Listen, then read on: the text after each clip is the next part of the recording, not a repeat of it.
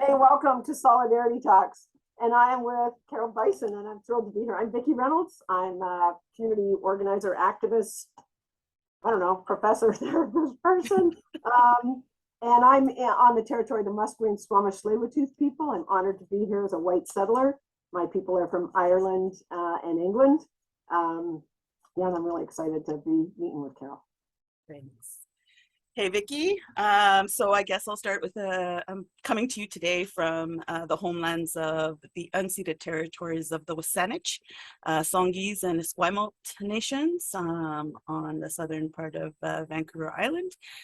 I am a Latinx woman. I am exiled from the territories of Wallmapu, Chile, and the Andes. My people are Mapuche, Spanish, German, and Peruvian. Those are my ancestries. And I do, my pronouns are she and her. And I would say, a relatively able-bodied human, and,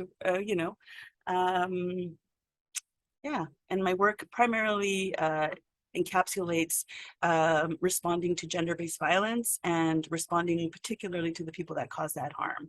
And why I think the ways that we've been going about it really need to change. And actually it was yourself who put me on this journey to start off with like that. I talk about the connection between us. It was definitely yourself who actually even gave me the courage to even take this work on. Well, I think I had it in my radical heart, and I had it in my, definitely in my political analysis, not to lean on the state when we're responding to community violence, and when we're responding to especially intimate partner violence or intimate violence. I call it the big social wound. When we're responding to those wounds, I think we can't obviously lean on the people that are the biggest beneficiaries of those systems. So yeah, I think I called, your name had come up around people who had worked with men who had caused violence. And we reached out to you early on. I was working at the University of Victoria Sexual Assault Center. I'm actually back there now, doing some more work with them. And we had the... How long ago was that? 2016. 2016. Okay. Yeah, it was back in 2013 I started, and then about 2014 we got in touch with each other. Yeah. And then we did some, and you supervised us while we did a couple of cases with some men, which once again, I really am so grateful for your mentorship. Like, it was just really, I think when we walk into rooms with people that have caused harm, I think you were very transparent with us, and you grounded us in a way that it was like, what did we need? And we needed some real empathy towards people that caused this type of harm, but particularly men. And I remember you going like, Carol, do you love men? Like, and you're gonna have to if you're gonna do this work. And so I was like, we had to do some real sit down, think about, and not everybody, as you know, was up for that. Some had been wounded far too intensely by men's violence, and were not up for holding empathy or space for those men. And that was real. And that's why I think I was really grateful for your counsel there, because it helped guide us. And I want to be clear, like, I didn't invent any of that shit either, right? But what I, in terms of being people who identify as a cisgendered feminized person, as a woman, yeah, and I've been responding to rape culture my whole life and most of my work, because everything's about violence and assault, and I had run Amnesty International's campaign against the death penalty. Yes. Canada. And I'd worked for 20 guys on death row. Yes. And I remember speaking publicly in Vancouver 30 years ago. Yeah. And being attacked by people calling themselves feminists, because I was defending murderers and rapists. That's right. And I was told that I was not feminist and that I was pro-rape. Yes. The comments very publicly made. Wow. And really hard to respond to. Yes. It hit me so sideways, because I was like, the reason that I was fighting the death penalty, and these are men who had caused extreme violence and harm, Yes. is because I see people as human beings. You know, the thing that I learned on death row was from guys on death row, like Roger Coleman, Robert Harris, is that Mm. everybody is so much more than the worst thing they've ever done. Everybody is Yes. so much more than the worst thing they've ever done. That is a basic adage of abolitionists, of death penalty abolition. Yeah, No it one in really is. particular owns that. People say, "Oh, you have to reference that to." I said that. I think I'm pretty sure that belongs probably to a guy on death row. That's where we Probably. get all of our teachings. So for me, I got involved in death penalty work because I thought it was the most egregious thing a nation state could be allowed to do is overtly decide they're going to kill people. And I Yeah. know because of our Yeah. political analysis, who's going to get killed are Yeah. people of color, poor people who've been Yep. people. The Queer state people. abandons Yeah. them, and then as soon as they transgress, the state has any amount of money to kill them. So that was where I Yeah. was going in, and then I Yeah. was getting attacked straight up, and it Yeah. wasn't a critique; it was an Yeah. attack from Yeah. feminists who had no intersectional analysis, Yeah. saying that I was pro-rape because I was defending quote rapists. And of course, my response was, I'm not defending rapists. Yeah. I'm not defending murderers, and I'm not defending rape or murder. I'm Yeah. actually trying to resist the dehumanization and murder of a person by the state. Thank you. We're in different places. So Yeah. that, so I think, and then really, I have always worked with Yeah. abuse violence. And I've Yeah. always worked with women non-binary folks who've experienced violence. And to me, there was never any difference in that work. It's the same work. It's about taking on the project of violence. So just to say, Yeah. we connected. I was just so like impressed and called to respond to you. I mean, you guys were in Victoria. We didn't have Zoom then. We were like going back and forth. Literally.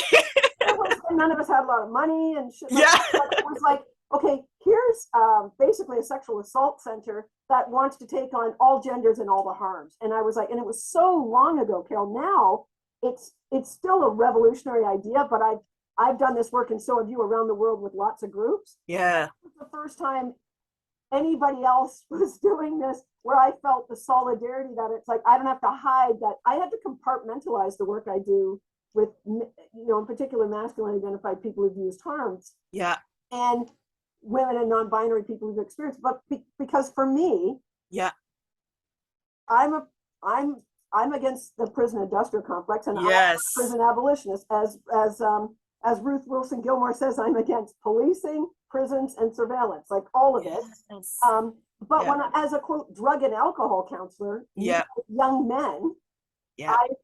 you're meeting with guys who've been involved in sexual assault, Yes. or invited to sexual assault, or been Yes. experiencing it. So Yes. it's always every drug and Yes. alcohol counselor is a rape crisis counselor, but of all genders. So I was seeing young men who've been raped in prison. All the That's guys right. on death row That's had right. survived rape and sexual assault. That's right. Like this That's is, right. I never saw it as a one gender issue, but I will say Yeah. the people doing most of the sexual assault are masculine identified people.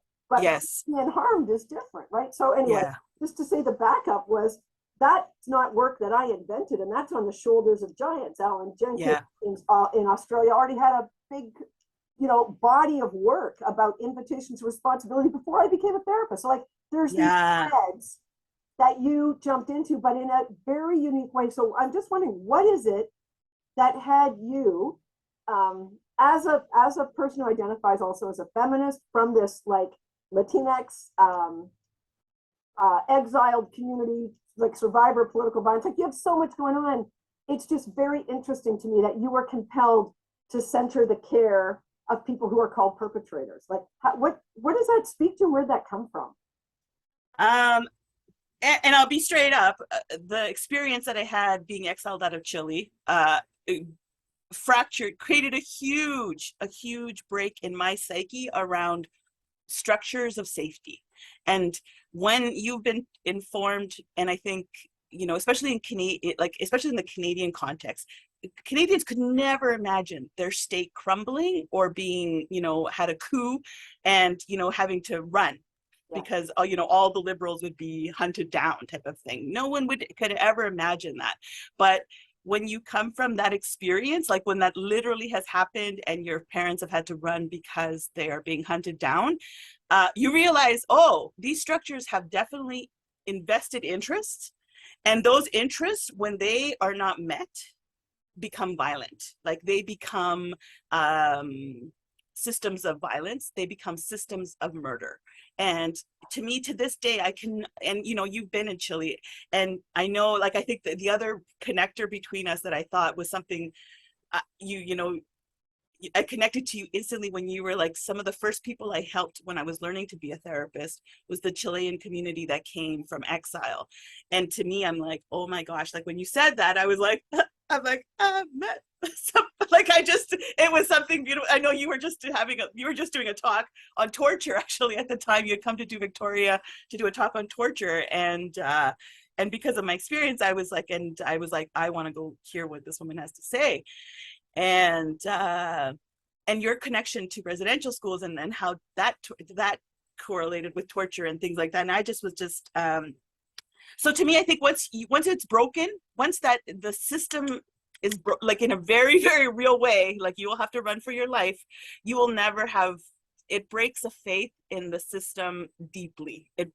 And so to this day, I still, you know, I can go to rallies, but if I see the police are gaining too much or going to be there and on a level that's more than I can handle, like sometimes I'll be like, you know, and you know, Victoria has quite a few parades and a bunch of shizness, and so you'll be driving through downtown, all of a sudden you just like come up to like a cop, you know, cops are stopping the marathon or whatever the hell, and I always go like, and I'm just like, okay, yeah, like it's Carol, you're responding to like old stuff, you know, almost genetic DNA shit, you but know, you're also a woman of color who's part of a cultures of resistance in a state culture. It is very real. The police here are very much a threat. I'm not comparing to Chile, but I don't want to disconnect them from Chile either. It's the structures of policing are about criminalizing dissent, and you have paid to that on absolutely border, so I mean, it's history, but it's also present, right?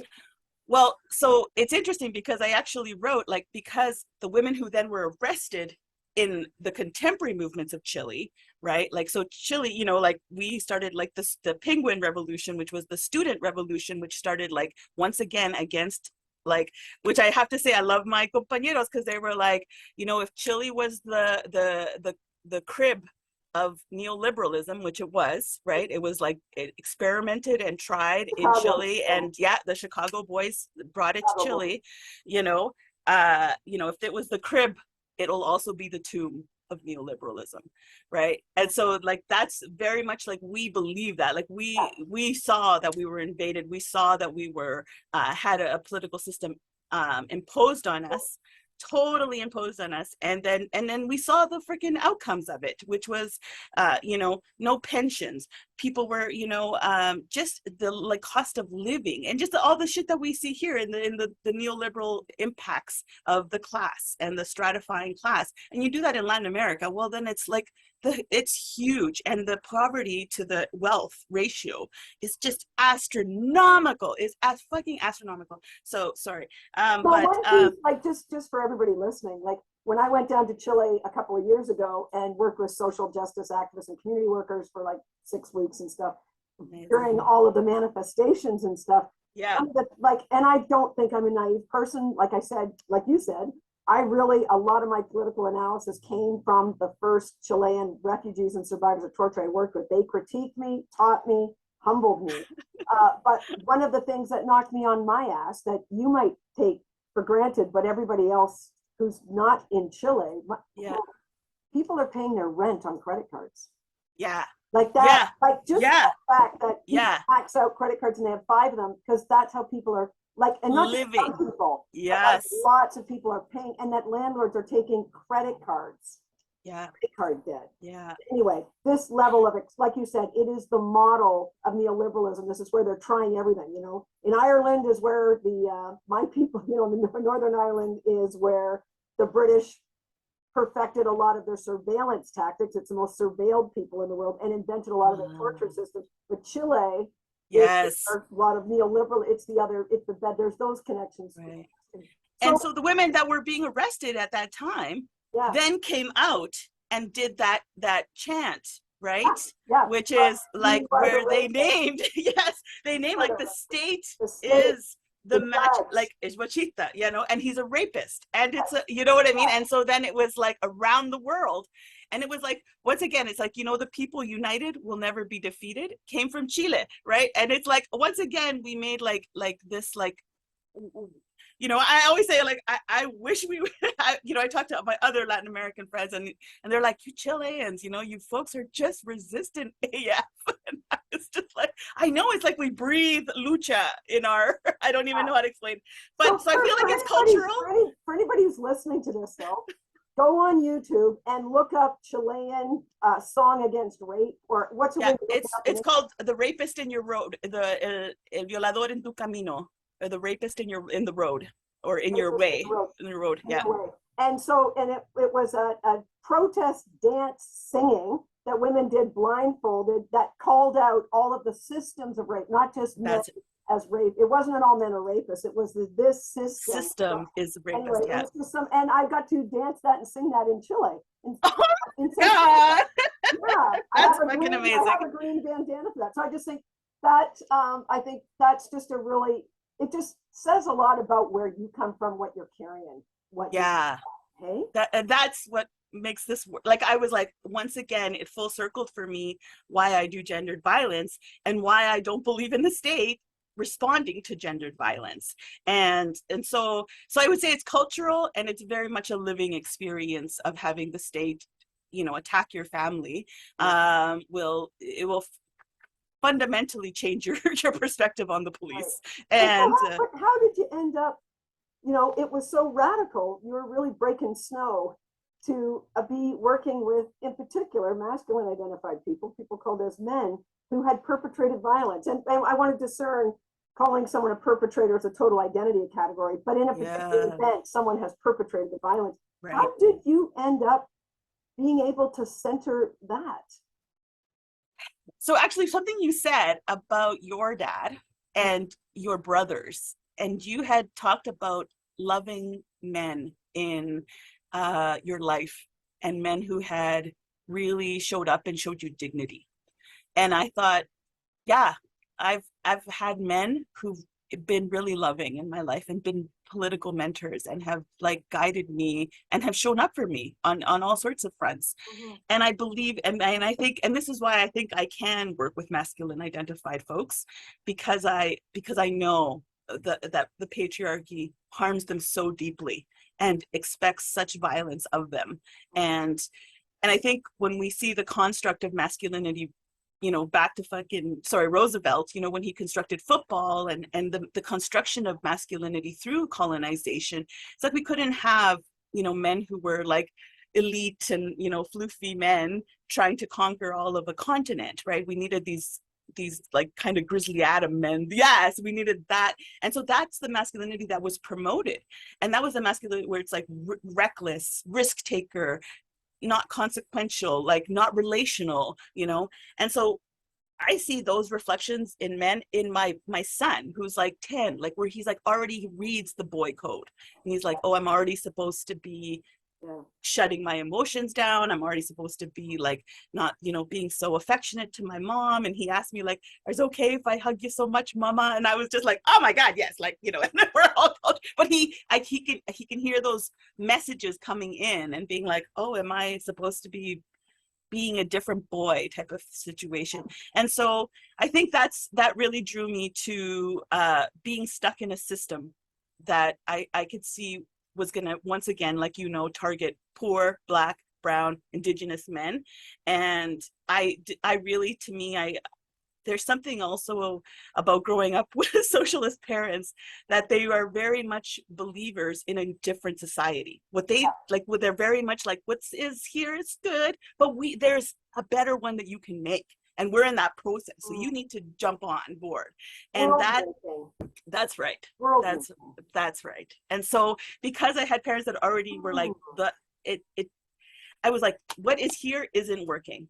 But we can make something better. And so that's why I was like, if we can make and respond to this violence. And the more I've done the work, like the more, you know, I look at my first cases that I did, and I just think of all the ways that I could have like contributed more in ways that were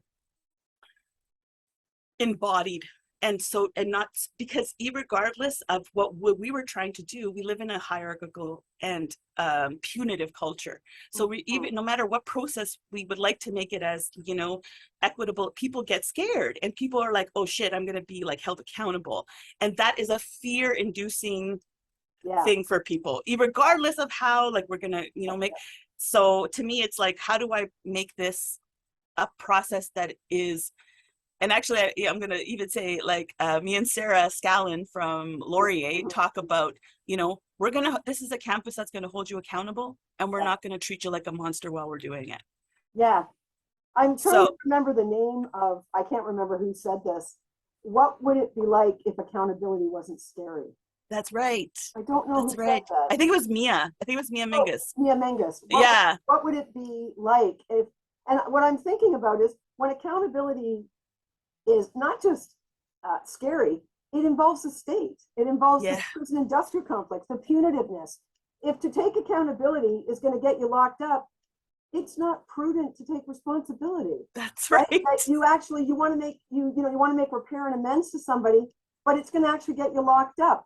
And it's not going to do, and punitive things do no repair, right? So it's just interesting to see the ways that you've brought, like, your own analysis of what is it taken in particular, what did you have to resist in order to dignify the humanity of masculine identified people who have done harm, in particular to women and trans people? What did it take from you? What did you have to resist? Having to work with people that cause harm was the biggest learning curve for me as a social activist person, because it drew from a place where I was like having to find dignity, for mercy, for people who didn't maybe even ask for it, didn't want, you know what, and I think that was the biggest. And I think when we challenge ourselves to grow into these spaces where we're like, oh, like, being a human being is actually going to require a lot more of me. Like, it is going to require me working through my own shame, me working through my own, like, how do I handle accountability? Like, how do I handle, like really observant of myself and watching myself run up the ladder of the doubling down, even when I'm totally wrong. I was like, oh yeah, I'm fucking like so wrong here. I am so wrong. I am like just being held accountable. And I just see how instinctually we want to just double down. I was like, oh yeah. And actually, I remember you saying, you know, she's like, Carol, I've been invited to so many debates and arguments and I don't participate. I don't participate in debates, right? And so I think it was a lot of during the time we were working with the men, and as I continue to now work with other folks that have caused harm, because now it's all genders and all sorts of harm,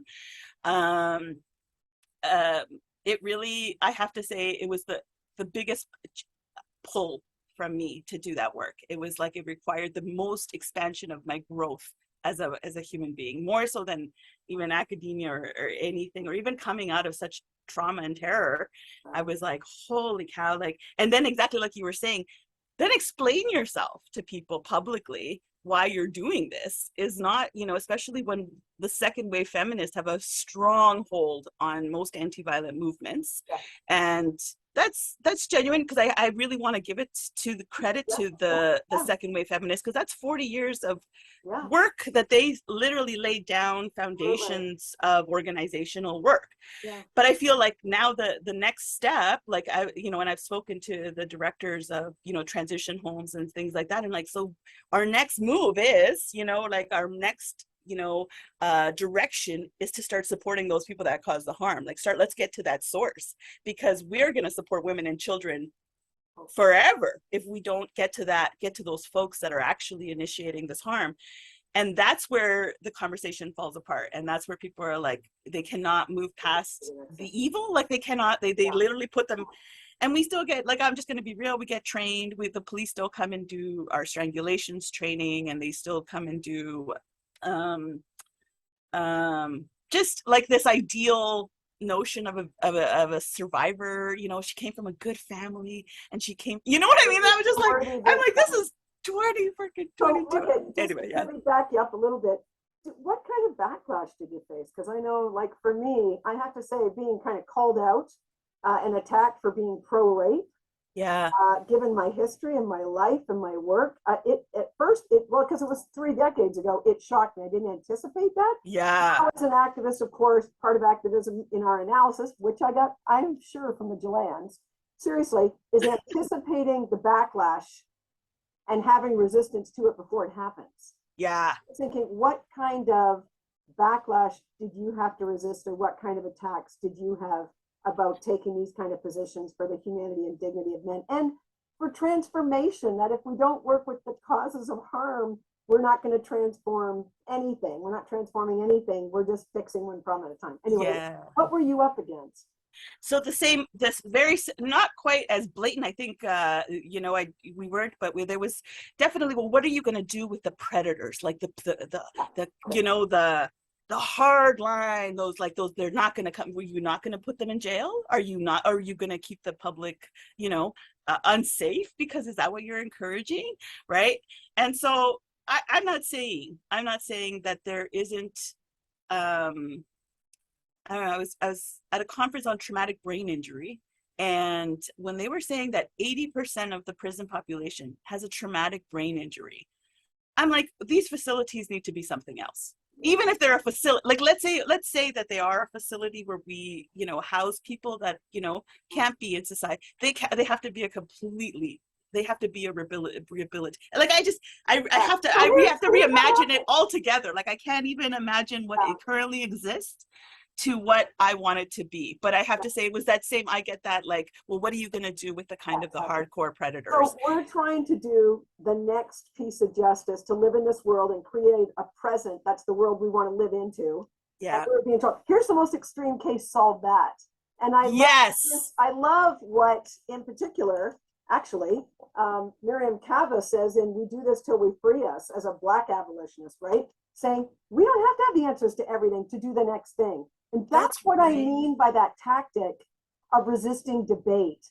I am not going to go have a debate about what we're doing with the worst, quote, predators. Yeah. Question. What I want to talk about is, what do we do with a 15-year-old Indigenous boy who's caught shoplifting for the first time and is going to be incarcerated because of that, and doesn't have a lawyer, and his parents have been criminalized, so that's why they're not in court with him, and they're also working 3 jobs. Like, what do we do about this situation? So, to do ethical practice, you track vulnerability. Yeah. And the vulnerability for you and I, something we're able to see is that, okay, let's say that's a young boy who did sexual assault or violence to someone.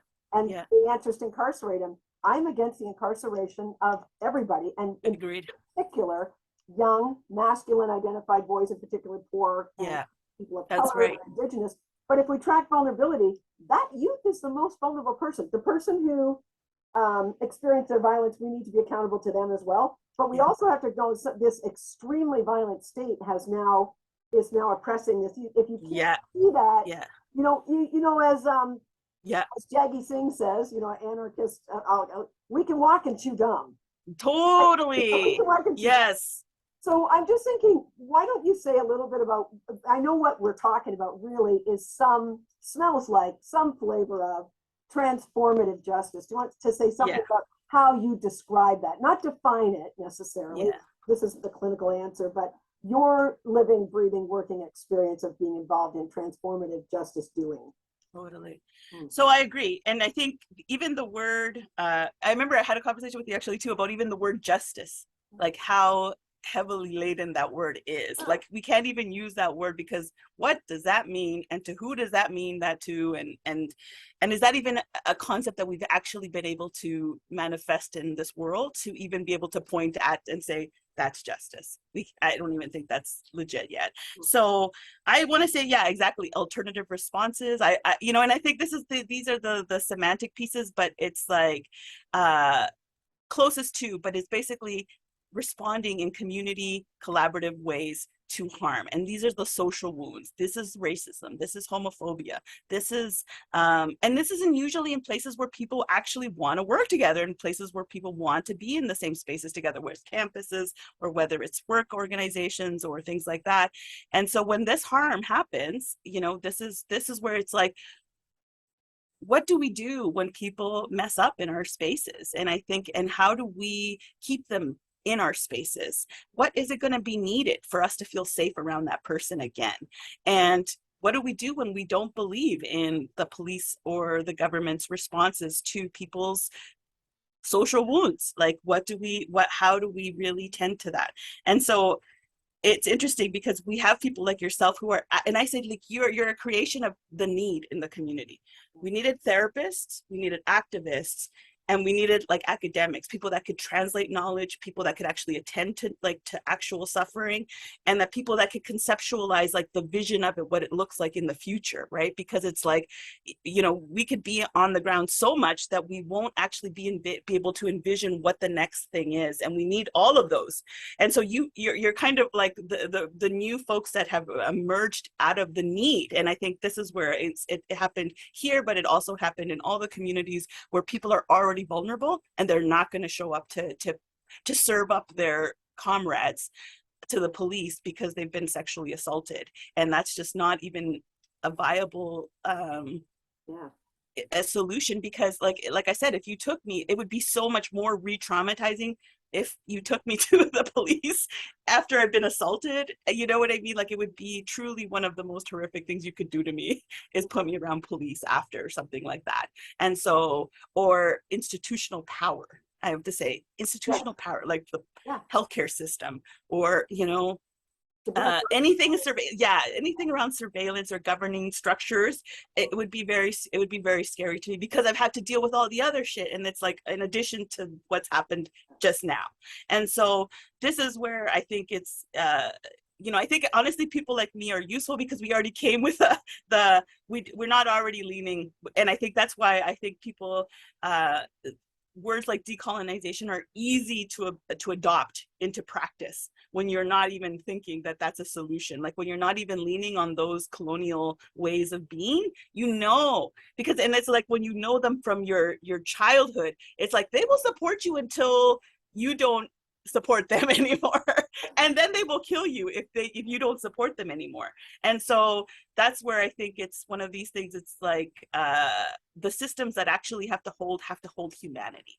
And that means, like, same with, like, we have to hold humanity, and we have to actually show up as human beings to support another human being. And so that means the work that we had to involve a lot of our own. Like I said, how do I hold accountability? How do I want to be told I fucked up? Like, how do I want to be told that? What would be, how do I learn best? How do I, have I ever been shamed into better behavior? No, I haven't. I've never been shamed into better behavior. And so it's like, so these are all things that I think about and so even before I start working with someone around actual logistics, it's like there's sometimes a real gap of knowledge around racism. Like, they think it's an individual, like one bad person did it to one, and they don't recognize the whole house they're living in. And so before we even get to those things, I'm like, hey, how about we just sit and like hold some harmony with our bodies? And how about like we just rub our bellies and hum for like a minute or so together, because your body's about to do some pretty intense work.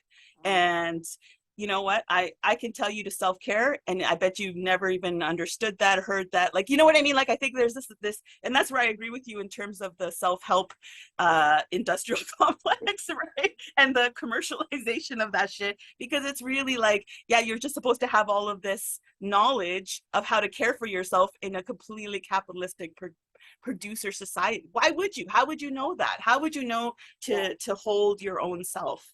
Like, all of this individualism you're talking about, oh my God, is the problem with the punitive criminal system, right?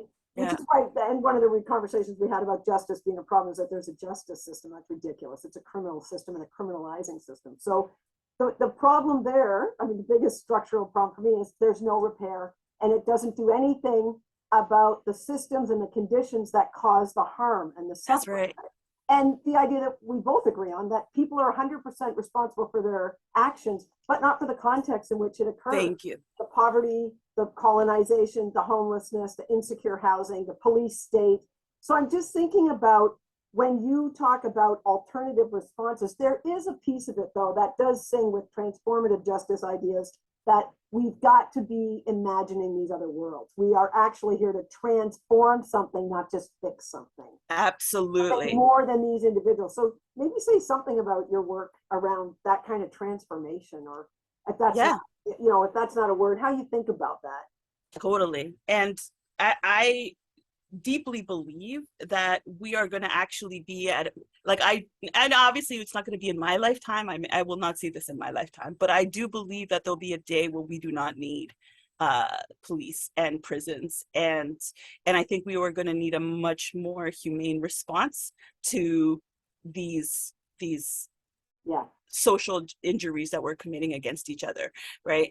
And so to me, it's like you were saying, there is, it's like the being imprisoned is actually a passive. There's a passivity to it, in that nothing's going to happen. Like, really, to repair what you've done, to become the person that you will not do that thing again, that work that needs to be done will never happen in a prison. Like, that's where it's like, we actually want you to do the work. Like, we actually are inviting a potentiality of, and this is where your words actually struck with me. She's like, how many years did people service residential school survivors and didn't dismantle the system that they weren't calling the alarm? Therapists were not ringing the bell that genocide had happened, and there had been so many therapists attending to residential school survivors. And when you said that to me, stress disorder work. That's right. Every person for their trauma individually. That's right. And so that's what I was like, hiding behind professionalism and confidentiality and neutrality and objectivity, right? That's right. Yeah. So to me, I was like, once you said that, I was like, yeah, we so part of transformative justice and part of alternative responses has to be a different systemic response. We have to imagine a different systemic response. It cannot. And I think, like, I'm going to do a talk for lawyers here coming up in September, and I just know, like, the resistance I got last year about, like, they can literally were like, we can't even wrap our head around the idea that you wouldn't involve lawyers, like that you would have a case between a university and a student and you wouldn't involve lawyers. Like, they were just so outside of themselves, and like almost like to the point of almost laughing at me, like almost to the point of laughing. What's really cool about that? Imagine if the lawyers were that appalled about the idea about having a whole conversation of lawyers without an Indigenous person present while they're on Indigenous land. Like, how come that one just yeah. You can get your head around that really easily. How did you construct a whole society and not have the yeah. You spin it on its head. It doesn't. What I'm thinking about too is, while you're talking, Robin Maynard, right? And Sasaki Simpson's book on rehearsals for living, and they're both one's an Indigenous activist and one is a prison abolitionist. Robin Maynard's a Black woman from Canada who wrote Policing Black Lives in Canada. But what I was going to say here is, when you said you can't envision this happening in your lifetime, Robin Maynard just wrote in one of her dialogues here that when Black Lives Matter, during COVID, when it was like when the Black Lives Matter protests took over Toronto, and she's a community organizer in Toronto, she had never imagined in her life, Carol, that anybody in Toronto who's not Black would even ever understand anti-Black racism. Forget that need to dismantle the police because of the murders of Black people. Like, this was such a jump on the backs of Black activists and Indigenous activists and people fighting, abolitionists, prison abolitionists from forever. But all of a sudden, it was this massive dialogue. And that's real. And I think about, in terms of Hakeem Bey, an anarchist who talks about TAZ, temporary autonomous zones. It doesn't mean nothing because that level of dialogue didn't continue every day on the street. That doesn't mean it didn't count. That's happened. In her lifetime, it became common conversation on corporate media for people to talk about the police structurally murdering Black people, which she calls assassinations. Yes. Sasha Medina has taught me how to call as public lynchings. And so to have that moment, just reading her, celebrating, I feel energy through my body, having her celebrate that moment when her activism collectively with others and her community across, hundreds of years of resistance are getting heard and reflected. And there's activists in the street about this, demanding defunding cops in really big ways. But so I think for me, I think about being a death penalty abolitionist. And um, when I got involved in the death penalty, I was living in California because my partner went to Berkeley. That's why I was there. And they brought the death penalty back. The death penalty had been knocked out by the Supreme Court of the United States in the 70s, saying it was unconstitutional, they'd killed too many innocent people. By 1989, the Supreme Court of the United States said, oh no, wait, we tinkered the system, we reformed the system. You know, today that would be, we sent the police to anti-racism training. Right. And now we can be trusted to kill people again. And that's why I got invited. That's why I got involved, invested in the death penalty. Yeah. Because I knew where, you know, like I was like, we've got to stop this now before it comes. But the thing, you know, one of the things that I believe as activists is that we have to continue to attend to the unhappenings. All of the horrible, devastating, evil things that don't happen in this world because of all the work that we do. We're continually told, oh, you didn't stop the death penalty. It's like, no, Vikki Reynolds versus the state of California, I failed. You know, I'm right. But what we did do is mobilize in Canada, and with the John Howard Society and the Elizabeth Fry Society and like brilliant activists, and particularly I want to acknowledge incarcerated people who led that struggle with knowledge, wisdom, and expertise. And we defeated the death penalty in Canada. It was very likely to come back in the 80s. It was an open, there was an open vote in the House of Commons. The province of Alberta, when Stockwell Day, if you remember that. Yes. Oh, I do. Who I believe somebody had a petition and they changed his name to Doris Day. But anyway, Stockwell Day was the Attorney General of Alberta. And while he was the Attorney General, asked for the death penalty for youth, but not for adults, because he wanted to teach youth a lesson. This really happened here. And defeating that, that's all the work that abolitionists did in this country. That everybody, even activists, don't know that that happened because nothing happened, because the death penalty didn't come back and we don't have to fight executions here in that way. State-sanctioned, justifiable executions. I'm not talking about the executions and assassinations Robin Maynard is talking about, which are also state killings. There's something about states. So it's like, you know, you and I were kind of checking in on hope with each other. It's like, I think about Robin Maynard, how hopeful, like, and we were talking about how, you know, Miriam Cava talks about hope as a discipline, and I talk about believed in hope, and that hope is an ethical requirement for transformational work. I know, like, but it's not just the things, what I'm saying is it's not just the things that happen that we transform, it's the things we stop from happening that don't even get witnessed. That's right. Yes. No, and I agree. Like, it just be like, it's not the all or nothing. It's not the binary. It's not like, exactly, like we either stop rape in Canada or we stop pushing for work or transformative justice.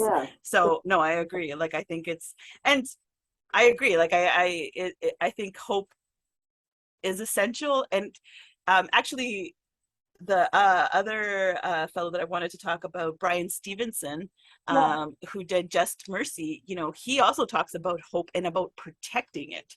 He's like, you have to protect your hope. And so I think, in an ethical requirement and as a critical vitality, like an essential piece of our work. And I don't know, like, I think, Vikki, we're going to do this work, like, and we're going to be these people till we keel over, you know what I mean? Like, I just think it's just going to be the way it happens. We're not going to be people that ever stop to, because of the failures, or not, I wouldn't even say failures, I would say because of the growth process. Like, we grow glacially pace, you know, like socially, humans, like it takes us a long time to grow into it. And I'm not necessarily sure we'll ever get to a point where forces of oppression will ever actually not be with us, you know? I think. I cut you off because we're both excited. No, go ahead. Well, one thing I think about is it's continually that binary of winners and losers that I've taken on in my work as an activist. My resistance is I don't get into debates. It's a patriarchal style of talk. It's not a dialogue where your job is, by definition, to annihilate the argument of your enemy. There's nothing transformative, emergent, or generative in that. So when I think about hope, I was reading Howard Zinn lately, Howard Zinn, Yeah, Jewish anarchist, who died in the United States, an elder of our movement. I'm going to truly. bastardize this, but he basically said hope is not a romantic notion, and that if we pay attention to the egregious behaviors of tyrants in our world, that's what's going to direct us, and we're not going to see any places to move. But if we were to pay attention to a different history, like I think of you as a Chilean, to the history of resistance versus the history of military dictatorship, if we were to pay a different attention, and he says, to the thousands of amazing examples where people have behaved magnificently, it gives us more spaces to take actions. And whenever we take actions relationally between us, live the way we believe humans should live in a just way, that is something to truly celebrate. I'm called that's a site of resistance. So that, and he also said that that's what I was saying about like this moment Robin Maynard had that might not have lasted long enough, but truly happened, where Black Lives Matter was the call to action. That when then those things happen, we are actually living in a real present that creates a possible new world. Yes. And to not say, oh yeah, but it didn't last forever, Robin, and you didn't personally dismantle the cops, so it was a waste. That's that winner, loser, patriarchal, competitive, Teddy Roosevelt culture of toxic masculinity you're talking about. Yes. Yes. So yes. Interesting. I don't know if you got something buzzing in your head. I have a question for you on this. Like, I'm just like, what are the biggest barriers to doing this stuff for you in terms of trying to meet with community and transform practices of accountability and repair and real transformational harm? I want to say it's two things primarily: people's fear of people who do harm, and our colonial mentality around punishment. So the construct that people who do harm are A, inferior, B, disposable, and that it's kind of a throwaway society. Like we can throw them away and like not care about their humanity ever again. I think those combinations, and they show up in weird ways, right? It's like it shows up in feminism, in how women who work in this sector speak about the men, right? Like there's not a humanity to these men.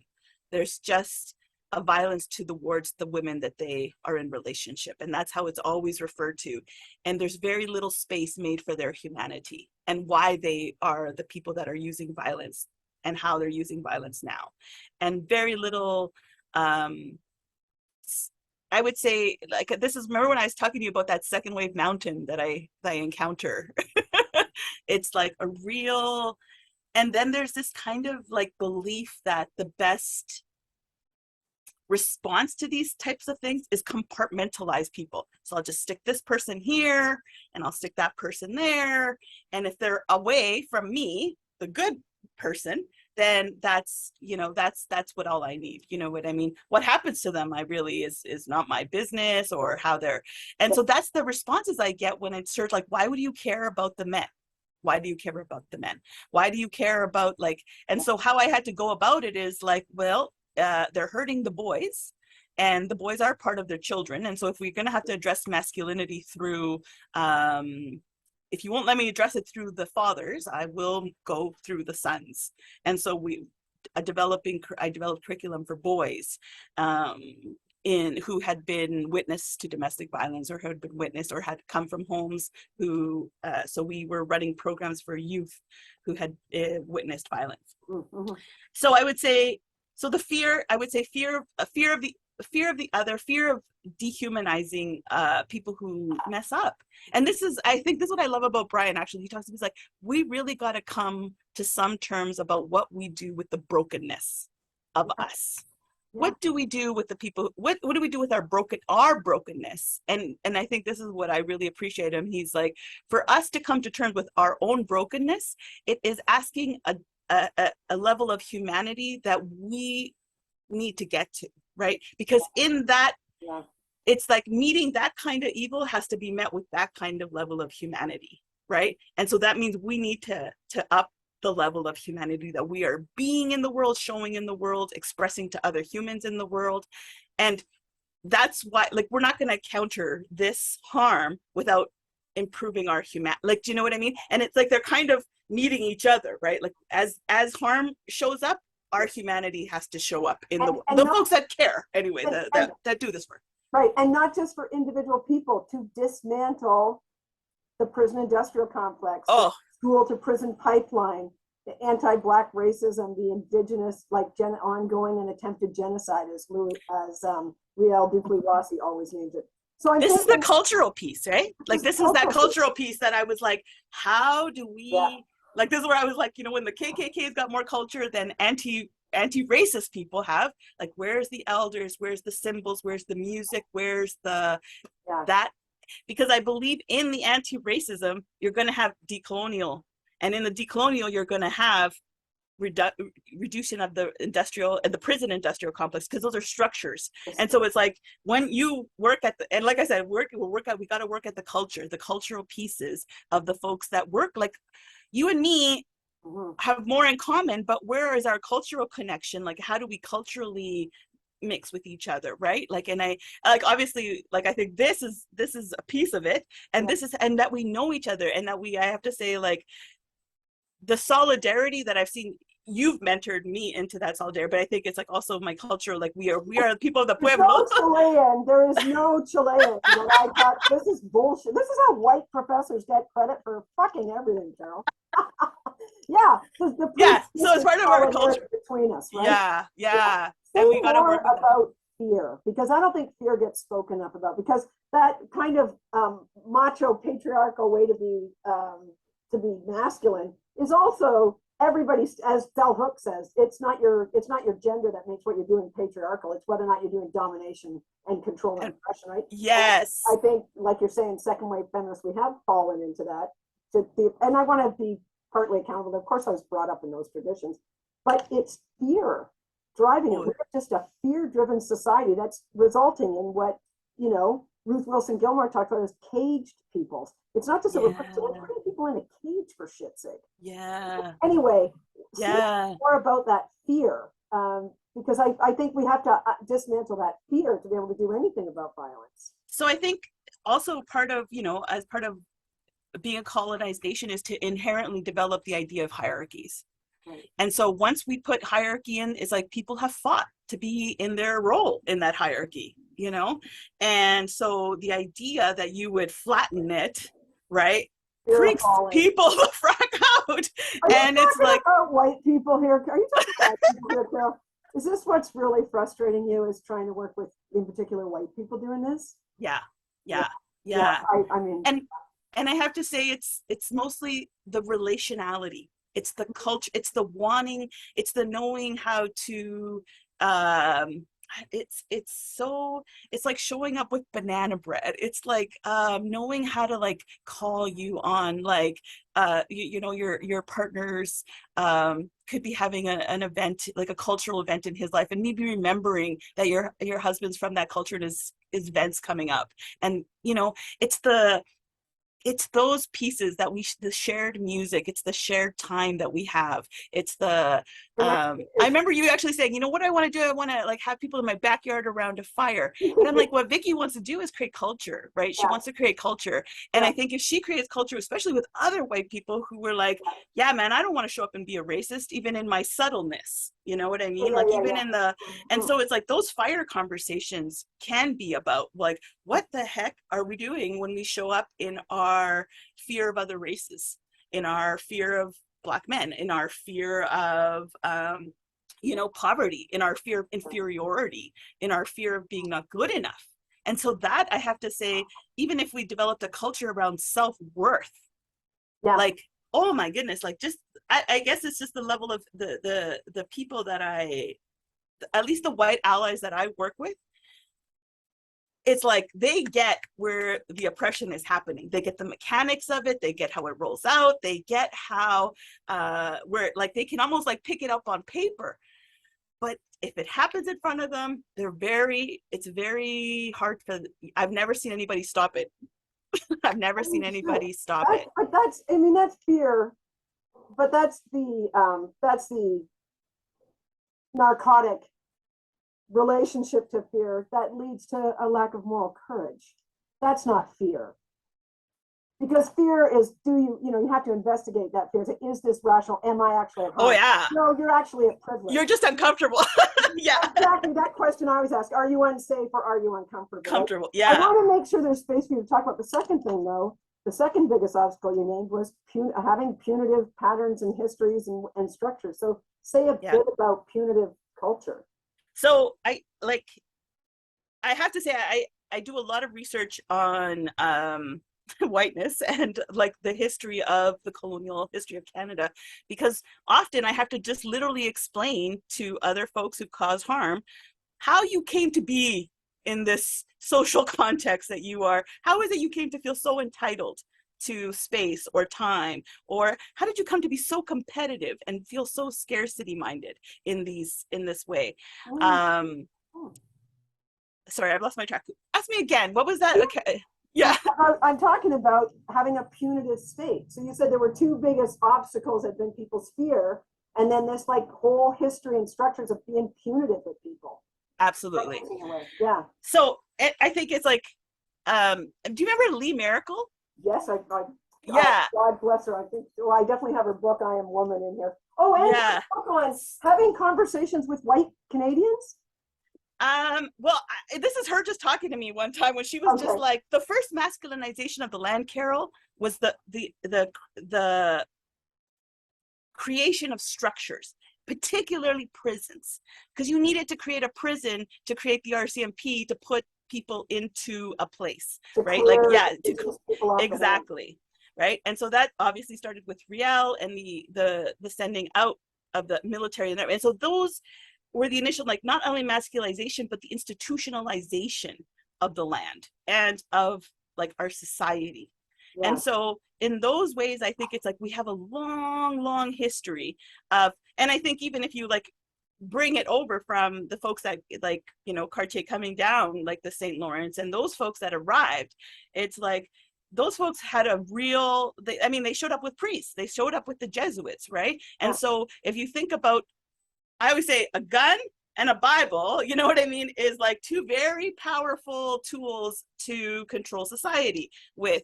And when you think about the Jesuits teaching, the Oneida, the Eastern folks, how to hit their wives, how to hit their children, how the rule of thumb came out to be, you know what I mean, with that, the rule of thumb, right? Like, how did the rule of thumb come? It's like, you don't hit your wife or your children with anything bigger than the size of your thumb. But the fact that there's classes on that shit is pretty gnarly, And so I think there's, I think that idea of harming and punishing came deep with the colonial, deep within the colonial construct of Canada. And it's like, as soon as you see the RCMP show up, and in terms of on the prairies and on the constructs of punishing and power, you're going to have, you've already had that idea that people are worthy of a prison. Yeah. Right? Like, people get to be put in dungeons and stuff. And I think, and I actually have to say, I really appreciate Resma's talk about the Dark Ages in Europe and how that shit was perfected in Europe, and white bodies on white bodies causing that kind of violence. And so has that harm been looked at, right? And then, because then it just was really literally brought over. And I think that's really beautiful that you were talking about, well, not really beautiful, but that the Irish had the surveillance practices mastered on them. I think it's like, you'll see that colonial history. But that idea, basically, as soon as you saw the colonizers show up and have prisons, Bibles, and police, I think you have a construct of people being all of those: disposable, evil, harmful, throwawayable, all of those constructs. And so decolonizing, which is an essential part of our work, which is why I'm like, you have rape on our society because you have an unconsensual culture and society on these lands. You're not going to have a culture of consent when you have no consent to be here. So it's so I think it's part and parcel of that whole, like, when that's why I say we have to decolonize, yes, because we can't do transformative alternative responses under this colonial model. We just can't. And I'm thinking about this book by not Rachel, this is by Robin Maynard, the black woman Yeah. Oh yeah, yeah, yeah. The who's policing in black Toronto bodies. now, and Nice. it's Policing Black Lives in Canada. And I read this book when it first came out, and, and was gifted, and you know, I'm just running fast because I'm just so enamored. I had the opportunity to listen to her speak and just felt like it was a true gift. But Yeah. what she taught me, and I am a prison abolitionist. I've been against prisons for like 40 years, seriously. Yeah. Yeah. I had no idea about the history of prison in Canada. And I had different ideas about this. And Robin Maynard talks about in Policing Black Lives, the creation of prisons in Canada to imprison black bodies. And that it was escaped slaves. And, you know, all of us, especially white people in Canada, but all Canadians, I think, celebrate this idea that we're the end of the Underground Railroad. Harriet Tubman led them all to the North Star to us. And then there was this great happiness. And it was like, no, we created prisons and police forces. And that the and did slavery. and that the crimes for escaped black slaves was that they were charged with theft of their own bodies and theft of their labor. And that, so like the construction of prison in Canada is anti-black racism sitting on colonized land. So that interface between, you know, Indigenous struggle and black struggle and these communities struggle and resistance, it was like really humbling. But then thinking about that the prison industrial complex has always been about punishment, right? Yes. And then thinking about it's our go-to. So I just think, like the biggest transformative stuff I think I'm part of is trying to create a consent culture. And part of resisting rape culture is creating a consent culture. Consent culture, of course, is not just about rape, it's about all of it. And when we do anything punitive and just punish people, there is no opportunity to help transform and create a consensual culture about all of it. That's right. Or an incentive. Like, let's say you actually did feel bad about like harming which is often what's happening because folk can often know each other. And so it's folks that are like, shit, like I really, you know, they won't even disclose. And I think that was something interesting about masculinity and the construct of masculinity is that there was a gentleman that said, you know, Carol, I can't see oppression because if I see it, it questions my masculinity. And masculinity, if other masculine folks see that I see oppression, they will target me. And so it's part of unlearning, like it's part of my masculinity is not to see oppression, right? Yeah. Would you call that masculinity or patriarchy?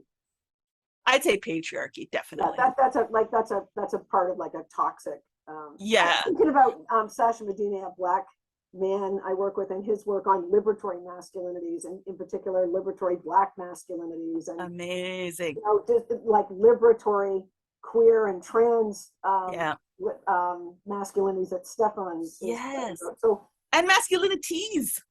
Like let's just masculinities. Like there's so many, you know. But the problem is patriarchy. But when you're talking about that, part of identifying with those toxic masculinities requires that you don't see oppression.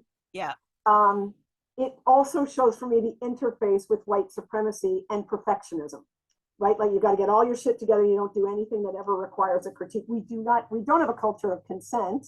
But the other thing, in all the organizational work that I do, I try to create cultures of critique, right? Yes. And have real relational based dignity and respect from which you can offer true critique that is received and welcomed, and have conversations about what's critique and what's attack.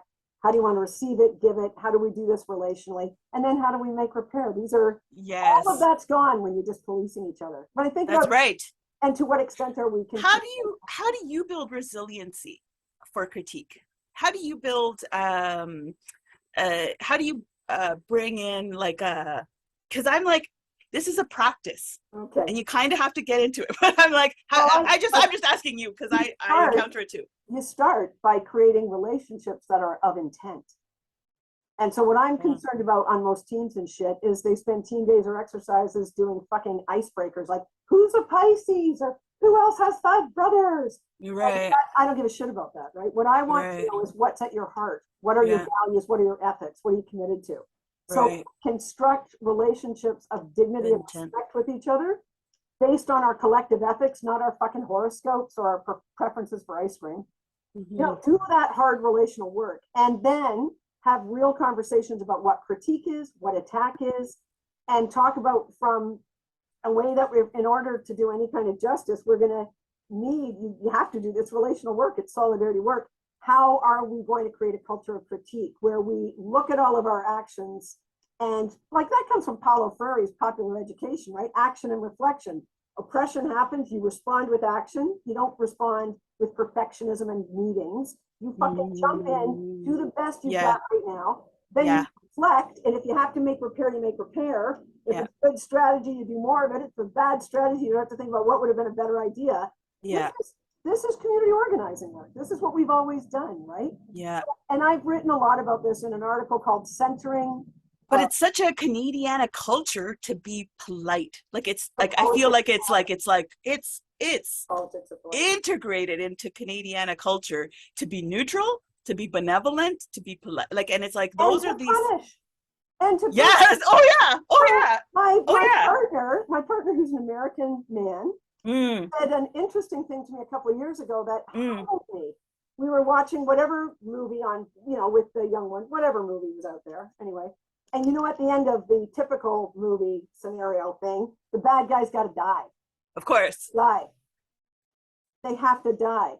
And when we were talking about the movie afterwards with young ones, Brian said, "But why that guy? It wasn't great when that guy got killed." And Brian said, "No, I'm actually not like we're against the death penalty. So no, I'm not okay. That guy did shitty things. I wasn't actually okay with him being killed in the movie. In all of the cartoons and everything people watch, there's the narrative is that the bad person's got to die, and that's totally acceptable to us. And so I just Yes. think, like, when you talk about, I just love the way you talked about fear and punishment, and the tension between, but how those are the obstacles. So my last question for you is, where's the hopes?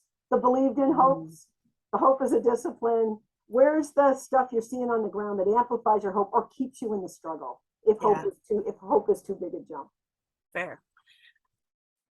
I have what you were saying with Robin Maynard, and it's interesting because like Leanne wrote Dancing on, I think it was the Turtle's Back for that winter or that winter, so it's interesting because she was at the point of Idle No More when Idle No More really took over. Yeah, like Leanne Simpson took really, and she wrote about and being part of so much of that work, I was like, and to see like the struggles that have taken on here from Wet'suwet'en struggles, and like literally just thinking at like, I remember even like back in like maybe 2015, having all these ideas about decolonization, being like, how are we ever gonna even talk about this in the world? Like, how would we even explore these ideas? Like, how would we bring these ideas to the world?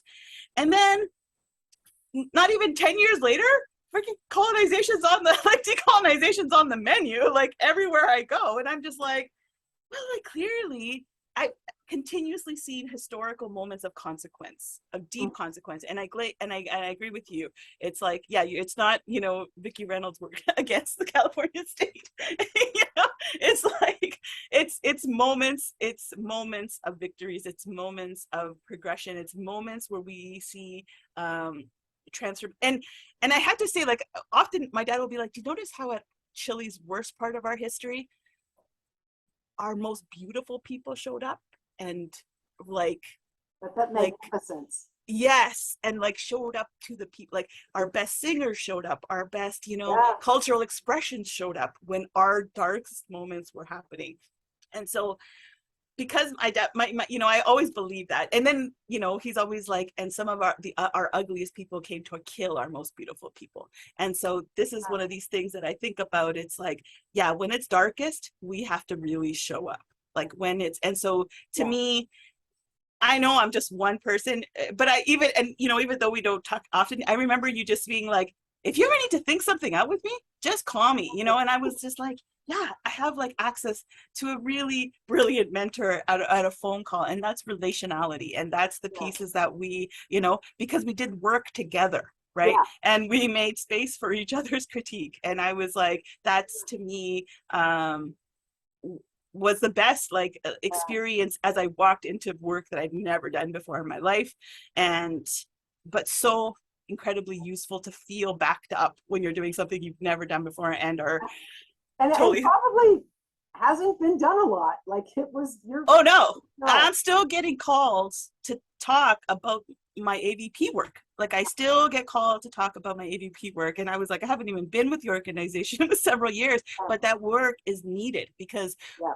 I think not only, well, first of all, on the campus setting, we have a lot of young folks, and we have a lot of young folks that are, there's just more of a lack of education situation than an intent to harm or, you know, and I say, well, that's, you know, at the campus, I was like, it's pretty ridiculous that we can teach brain surgery in this building, but we can't teach consent at the sub or like what, at the, you know, the student union building.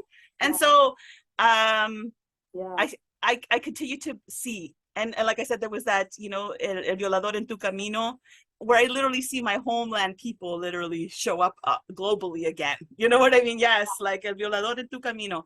And so it's like, when I see those things, it's like, oh yeah, it's slow, it's incremental, but there's moments of real consequence that we have to continue, and we push. Like I was like, if there's ever a time to push, let's push now. You know what I mean? Like, it's like we're hitting important junctures. And I think, you know, I always said to my dad, how did you know to leave Chile? When did you know to escape? Like what made you, you know, as I see people leaving Ukraine or other political situations, like what's the, oh shit, we gotta go. Like we're gonna have to leave our country. And he's like, you know, Carol, just because I was an activist and for such a long time I've studied social movements, and I realized, oh yeah, we're at a point where we need to go.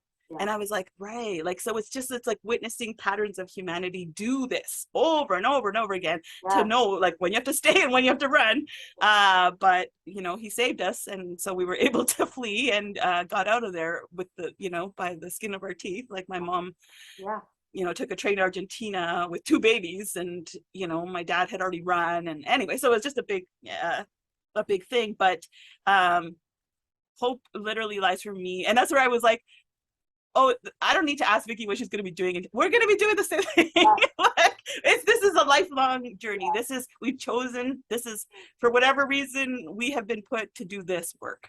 And I'm glad that we just met each other. And I'm glad that we have access to each other. And you've introduced me to other folks that do this work, that like Alan Jenkins, like, oh my God, the man, Todd Augustus Scott, like he just transformed my work, like in terms of how to work with men and how to invite and how to, and you know, that aligning people to their ethics,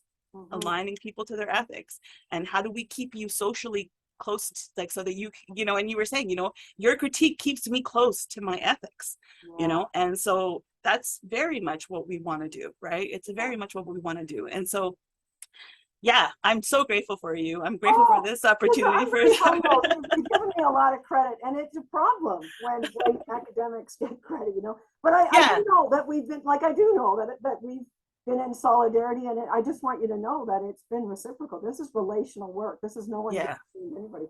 It's been great talking to you, and I just think about you know, that question, like, how is it that you keep hope alive, or what is it that amplifies your hope, or what's a believable hope, or the discipline of hope? I love that we're really problematizing this as not just a white virtuous, oh, you know, who gets to be hopeful are people of privilege. But I just think the fact that you and I have been able to stay together across decades with a lot of struggle and a lot of difference and a lot of backlash and shit against us, and not like we're in unity. We're not. We have really important differences, and it's lovely to end by speaking about your parents, because that's where it starts, you know.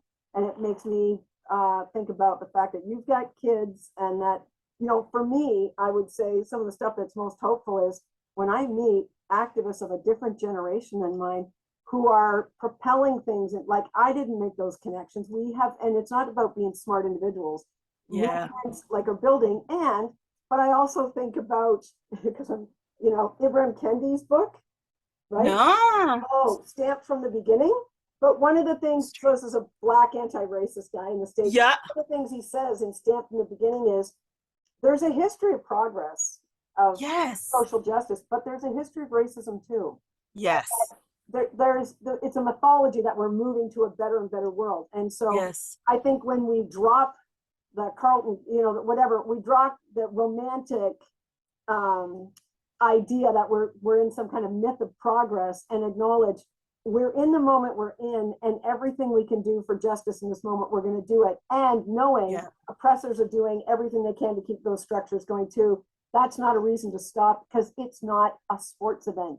No. Our lives. So I love It's our lives. That's right. Anyway, the whole time you've been talking, I've been thinking about his book and just how many threads there are. So anyway, I'm really honored that you took time today to share some of your knowledge. You're finishing your Ph.D. right now? Yeah. Like writing's coming? And Yeah. Wonderful. I want to show you. I want to show you the work, but yeah. We're excited. It's gonna come. Yeah. We have a moment. Thank you so much for all, and just literally just even the kickstart to generate this work, to even the first, right out of the chute, several years back when you were we didn't even know each other back then, but I just really want to just really, I understand there's power and privilege and race here, but I also really want to just honor you and your work. And I want to say I've never seen you work outside of solidarity. I've always seen you bring in folks. I've always seen you advocate for folks. I've always seen you and awfully open to what you speak of, which is that critique. And that's oh, thanks.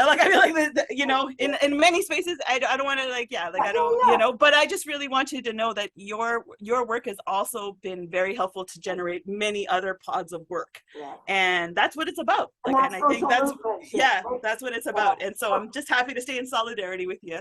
And really. You know what, this is how we always talk. I hope people don't worry that we were impolite with each other, because we just, it was nice and messy and fluid, and I love how we roll. Okay. Thanks so much for this, Carol. Take good care of